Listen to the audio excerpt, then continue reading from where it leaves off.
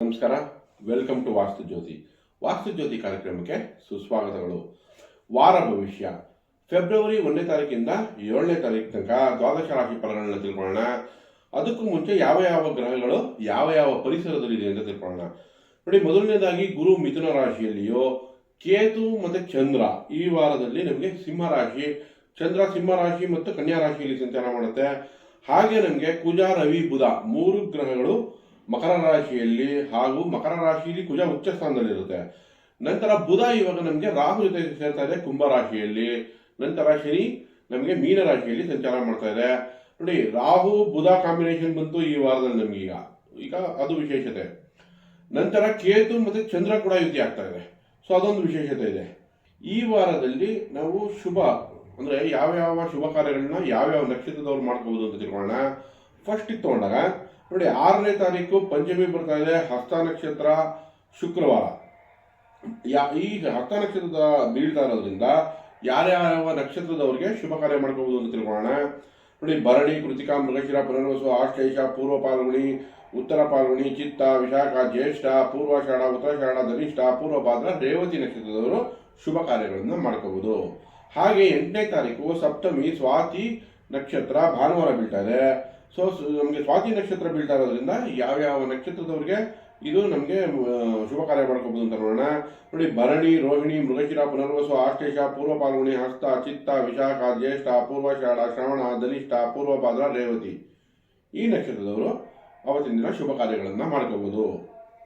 ಧನುರ್ ರಾಶಿ ನೋಡಿ, ಧನುರ್ ರಾಶಿಯವರಿಗೆ 2ನೇ ಮನೆಯಲ್ಲಿ ನಮಗೆ ಈಗ 3 ಗ್ರಹಗಳ ಸಂಚಾರ, ಒಂದು ಕುಜ, ರವಿ, ಶುಕ್ರನ ಸಂಚಾರ. ಧನುರ್ ರಾಶಿಯವರಿಗೆ 11ನೇ ಮನೆ ಅಧಿಪತಿ ಆಗುತ್ತೆ ಶುಕ್ರ. ಹಾಗಾಗಿ ವ್ಯಾಪಾರ ವ್ಯವಹಾರಗಳಲ್ಲಿ ಲಾಭ. 6ನೇ ಮನೆ ಅಧಿಪತಿ ಕೆಲಸ ಕಾರ್ಯಗಳಲ್ಲಿ ಅಭಿವೃದ್ಧಿ. 2ರಲ್ಲಿ ಕುಜ ಮತ್ತೆ ರವಿ ಮತ್ತೆ ಕೆಲಸ ಕಾರ್ಯಗಳಲ್ಲಿ ಕೆಲಸ ಬೇಗ ಆಗುತ್ತೆ. ನಿಮ್ಗೆ ಅನ್ಕೊಂಡಿದ್ದ ಕೆಲಸಗಳೆಲ್ಲ ವ್ಯಾಪಾರ ವ್ಯವಹಾರಗಳಲ್ಲಿ ಅನುಕೂಲ ಮಾಡ್ಕೊಡುತ್ತೆ. ಭೂಮಿಯಿಂದ ಲಾಭ ಸಿಗುತ್ತೆ. ಆದರೆ ಕುಟುಂಬದಲ್ಲಿ ನಮಗೆ ಈಗ ಧನಭಾವದಲ್ಲಿಂದ ಹಣಕಾಸಿಗೂ ಚೆನ್ನಾಗಿದೆ, ಬಟ್ ಕುಟುಂಬದಲ್ಲಿ ವಾದ ವಿವಾದ ಆಗೋ ಚಾನ್ಸ್ ಇರುತ್ತೆ, ಕೋಪತಾಪ ಹೆಚ್ಚಾಗೋ ಚಾನ್ಸ್ ಇರುತ್ತೆ. ಅದಕ್ಕೆ ನಮಗೆ ಕುಜ ಶಾಂತಿ ಅಗತ್ಯ. ಕುಜುಗೋಸ್ಕರ ಸುಬ್ರಹ್ಮಣ್ಯನ ಆರಾಧನೆ ಮಾಡೋದಾಗ್ಲಿ, ಅಥವಾ ಅಣ್ತಮ್ಮನನ್ನು ಕರೆದು ಸಿಹಿ ತಿಂಡಿ ಕೊಡೋದಾಗ್ಲಿ, ಅಥವಾ ನೀವು ತೊಗರಿಬೇಳೆ ಬೆಲ್ಲ ಸುಬ್ರಹ್ಮಣ್ಯನ್ ಕೊಡೋದ್ರಿಂದ ಕುಜ ಶಾಂತಿ ಆಗುತ್ತೆ. ನೋಡಿ, ಗುರು ದೃಷ್ಟಿ ನಿಮ್ಮ ಮೇಲೆ ಇದೆ, ಗುರು ಬಲ ಇದೆ, ಶುಭ ಕಾರ್ಯಗಳಿಗೆ ಅನುಕೂಲ ಮಾಡಿಕೊಡ್ತಾ ಇದೆ. ಆದರೆ 4ನೇ ಮನೆ ಶನಿ ಇರೋದ್ರಿಂದ ಅರ್ಧಾಷ್ಟಮ ಶನಿಗೋಸ್ಕರ ರಾಮ ರಕ್ಷಾ ಸ್ತೋತ್ರ ಹೇಳ್ಕೊಳ್ಳಿ. ಶ್ರೀರಾಮ ರಾಮ ರಾಮೇತಿ ರಮೇ ರಾಮೇ ಮನೋರಮೆ ಸಹಸ್ರನಾಮ ತತ್ತುಲ್ಯಂ ಶ್ರೀರಾಮನಾಮ ವರಾನನೆ.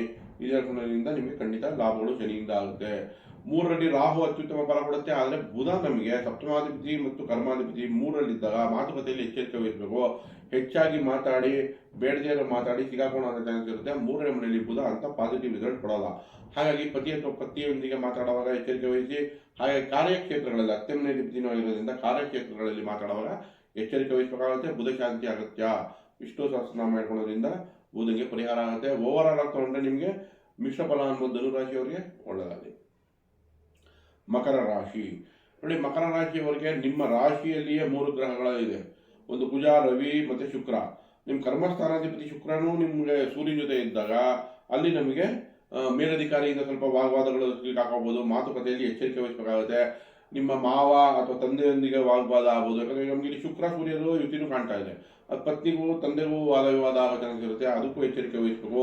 ಮೈಕೈ ನೋವು ಬರುವಂತ ಚಾನ್ಸ್ ಇರುತ್ತೆ. ಯಾಕಂದ್ರೆ 2 ಸೂರ್ಯ ಕುಜ ದೇಹಕಾರಕನಾದ ಸೂರ್ಯನೂ ಕುಜನೂ ಇದ್ದಾನೆ. ಸೂರ್ಯ ಜೊತೆಲಿ ಇರೋದ್ರಿಂದ ನಿಮಗೆ ಸ್ವಲ್ಪ ನೋಡಿ, ಮಕರ ರಾಶಿಯವರಿಗೆ ಅಷ್ಟಮಾಧಿಪ ಸೂರ್ಯ ನಿಮ್ಮ ಲಗ್ನದಲ್ಲೇ ಇದ್ದಾಗ ಅದು ದೇಹ ಪೀಡೆ ಕೊಡುವಂತ ಚಾನ್ಸ್ ಇರುತ್ತೆ. ಹಾಗಾಗಿ ಆರೋಗ್ಯದಲ್ಲಿ ಎಚ್ಚರಿಕೆ ವಹಿಸಬೇಕಾಗುತ್ತೆ. ಇನ್ನು 2ರಲ್ಲಿ ಬುಧ ಮಕರ ರಾಶಿಯವರಿಗೆ ಅದು ಚೆನ್ನಾಗಿದೆ. ನಿಮಗೆ ಕೆಲಸ ಕಾರ್ಯಗಳಲ್ಲಿ ಮಾತುಕತೆಯಲ್ಲಿ ಜಯ ಕೊಡ್ತಾ ಇದೆ, ಹಣಕಾಸು ಅನುಕೂಲ ಮಾಡಿಕೊಡ್ತಾ ಇದೆ.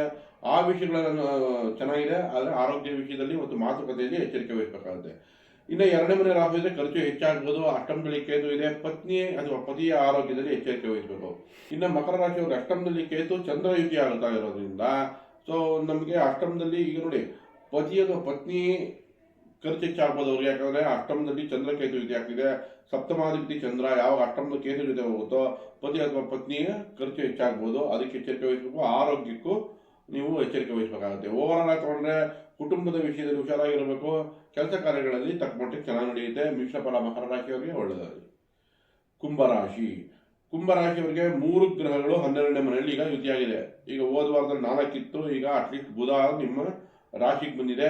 ಇನ್ನು ನಿಮಗೆ ಶುಕ್ರ ಇರೋದ್ರಿಂದ ಮನೆ ಹೊಸ ಖರ್ಚು ಹೆಚ್ಚು ಮಾಡುತ್ತೆ. ಏನಾದರೂ ಐಷಾರಾಮಿ ವಸ್ತುಗೆ ಖರ್ಚು ಮಾಡಿಸ್ಬೋದು ಕುಂಭರಾಶಿಯವರಿಗೆ.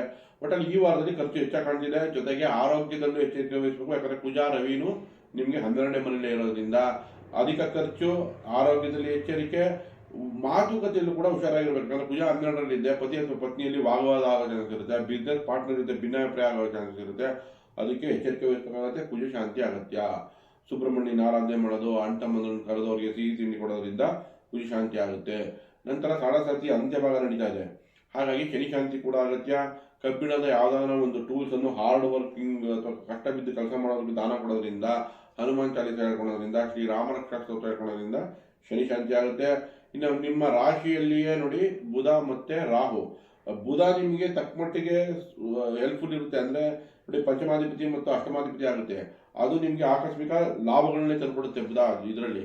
ಬಟ್ ರಾಹು ನಿಮ್ಗೆ ಏನು ಮಾಡುತ್ತೆ, ನಿಮಗೆ ಮಾನಸಿಕವಾಗಿ ಡಿಸಿಷನ್ ತೊಗೊಳೋದು ಕಷ್ಟ ಆಗ್ಬಿಡುತ್ತೆ, ನಿರ್ಧಾರ ತೊಗೊಳೋಕ್ಕೆ ಕಷ್ಟ ಮಾಡುತ್ತೆ ಕುಂಭರಾಶಿಯವರಿಗೆ. ಹಾಗಾಗಿ ಅವರು ಮನೇಲಿ ದೊಡ್ಡವ್ರನ್ನ ಸಲಹೆ ತೊಗೊಳೋದ್ರಿಂದ ಕುಂಭರಾಶಿಯವರಿಗೆ ಈ ವಾರದಲ್ಲಿ ಅನುಕೂಲ ಹೆಚ್ಚಾಗುತ್ತೆ. ಓವರ್ ಆಲ್ ತಗೊಂಡ್ರೆ ಕುಂಭರಾಶಿಯವರಿಗೆ ಈ ವಾರ ಮಿಶ್ರ ಫಲ ಅನ್ಬೋದು ಒಳ್ಳೆಯದಾಗಲಿ. ಮೀನರಾಶಿ ನೋಡಿ, ಮೀನರಾಶಿಗೆ 3 ಗ್ರಹಗಳು 11ನೇ ಮನೆಯಲ್ಲಿದೆ. ಕೆಲಸ ಕಾರ್ಯಗಳಿಗೆ ಅನುಕೂಲ, ಮೇಲಧಿಕಾರಿಯಿಂದ ಮೆಚ್ಚುಗೆ, ಭೂಮಿ ವಾಹನ ಇತ್ಯಾದಿ ಎಲ್ಲ ವಿಷಯಗಳಿಗೂ ತುಂಬ ಚೆನ್ನಾಗಿದೆ. ಆದರೆ ಜನ್ಮದಲ್ಲೇ ಶನಿ ಇದ್ದರೆ ಶನಿ ಪರಿಹಾರ ಅಗತ್ಯ. ಇನ್ನು 12ನೇ ಮನೆಯಲ್ಲಿ ಬುಧ ಇದ್ದರೆ ಈ ವಾರದಲ್ಲಿ ಹೆಚ್ಚು ಖರ್ಚು ಮಾಡಿಸುತ್ತೆ. ಬುಧಂಗೂ ಪರಿಹಾರ ಬೇಕು. ಸೊ ಬುಧಂಗೋಸ್ಕರ ವಿಷ್ಣು ಸಹಸ್ರನಾಮ ಹೇಳ್ಕೊಳ್ಳಿ. ಶನಿ ಜನ್ಮದಲ್ಲೇ ಸಂಚಾರ ಮಾಡ್ತಾ ಇರೋದ್ರಿಂದ ನೀವು ರಾಮರಕ್ಷಾ ಸ್ತೋತ್ರ, ಹನುಮಾನ್ ಚಾಲಿಸ ಹೇಳ್ಕೊಳ್ಳೋದ್ರಿಂದ, ಜೊತೆಗೆ ಸಹನೆ ಸಂಯಮ ಸ್ವಲ್ಪ ದಿನ ಕಾಪಾಡ್ಕೊಳ್ಳೋದ್ರಿಂದ ಶನಿ ಶಾಂತಿ ಆಗುತ್ತೆ. ನಂತರ ಮೀನರಾಶಿಯವರಿಗೆ 4ನೇ ಮನೆಯಲ್ಲಿ ಗುರು ಸಂಚಾರ, ಅದು ನಿಮಗೆ ಕರ್ಮಸ್ಥಾನ ನೋಡ್ತಾ ಇದೆ. ಹಾಗಾಗಿ ಕೆಲಸದಲ್ಲಿ ಒಂದು ಸ್ಟೆಬಿಲಿಟಿ ಇರುತ್ತೆ. ಬಟ್ ಆದರೂ 12ನೇ ಮನೆಯಲ್ಲಿ ಬುಧ ನೋಡಿ, 4 ಮತ್ತು 7ನೇ ಮನೆ ಅಧಿಪತಿ ಬುಧ ನಿಮಗೆ 12ರಲ್ಲಿರೋದ್ರಿಂದ ಸ್ವಲ್ಪ ಖರ್ಚು ಹೆಚ್ಚು ಮಾಡುತ್ತೆ ವ್ಯಾಪಾರ ವ್ಯವಹಾರದಲ್ಲಿ. ಆ ಖರ್ಚಿನ ಮೇಲೆ ಹಿಡಿತಾ ಇಟ್ಕೋಬೇಕು. ವಿಷ್ಣು ಸಹಸ್ರನಾಮ ಹೇಳೋದ್ರಿಂದ ನಿಮಗೆ ಖಂಡಿತ ಅನುಕೂಲ ಆಗುತ್ತೆ. ಓವರ್ ಆಲ್ ಮೀನರಾಶಿಯವರಿಗೆ ಮಿಶ್ರ ಫಲ ಅಂತ ಹೇಳ್ಬೋದು. ಒಳ್ಳೆಯದಾಗಲಿ. ದಯವಿಟ್ಟು ಈ ವಿಡಿಯೋ ಇಷ್ಟ ಆಗಿದ್ದಲ್ಲಿ ಲೈಕ್ ಮಾಡಿ, ಸಬ್ಸ್ಕ್ರೈಬ್ ಮಾಡಿ, ಶೇರ್ ಮಾಡಿ. ಧನ್ಯವಾದಗಳು.